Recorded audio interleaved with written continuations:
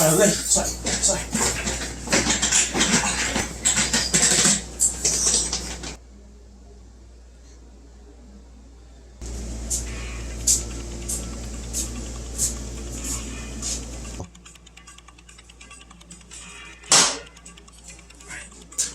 All rise for the Supreme Court judge.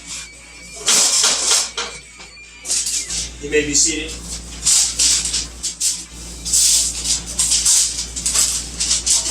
Good morning, ladies and gentlemen of the jury and defendants.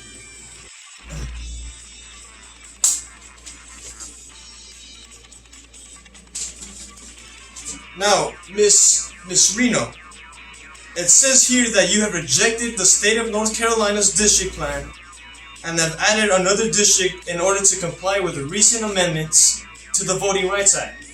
Is this correct? Yeah. That is correct, Your Honor. Now, Mrs. Shaw, it says here that you have sued the grounds, that the district was an unconstitutional gerrymander. You've claimed that drawing districts based on race violated the Equal Protection Clause of the 14th Amendment. Is this correct? Oh. Yes, this is correct, Your Honor. Okay, thank you very much. Now, the question that the court is deciding on right now is, did the North Carolina residents who objected to the majority-minority district raise a valid question under the 14th Amendment?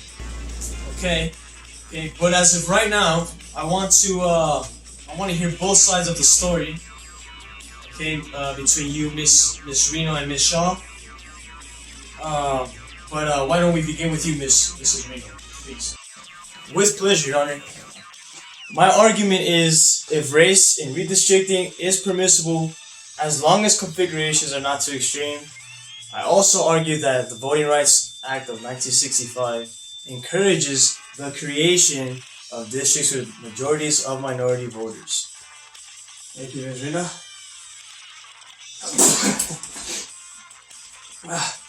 Ms. Shaw. Why, of course, Your Honor. My argument is that the Constitution prohibits using race to draw districts. Also, the plan amounts to unconstitutional discrimination on the basis of race.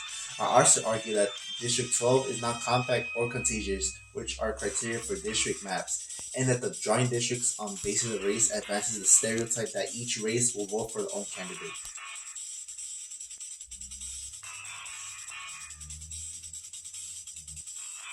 Okay, thank you, Ms. Shaw. Okay, as of right now, I thank you very much, Ms. Reno, and thank you very much, Ms. Shaw. Right now, we don't have a decision right now, so let's take a 15-minute recess. Alright? Hope you had a splendid recess, both of you. Now, we're gonna come back to a decision. We made a decision. Ms. Reno and Ms. Shaw, thank you very much for your participation. We come to a decision, and we're gonna go with Ms. Shaw. Now, Ms. Shaw, you won 5-4 against Ms. Reno. We're gonna go with your argument, and but we still feel that you need to go to a lower court for a second opinion on your argument, according to the Supreme Court. Okay? Okay. Now, as of right now, this case is now closed.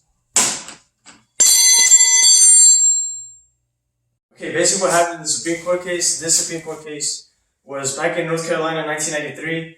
Ruto Shaw and Janet Reno were involved, and Janet Reno basically wanted to add another district with many races, which kind of violated the 14th Amendment.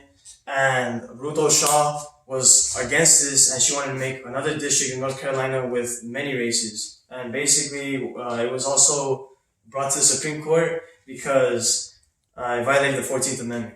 So the court ruled by giving a decision and gave Ruto Shaw a winning case of a 5-4 win.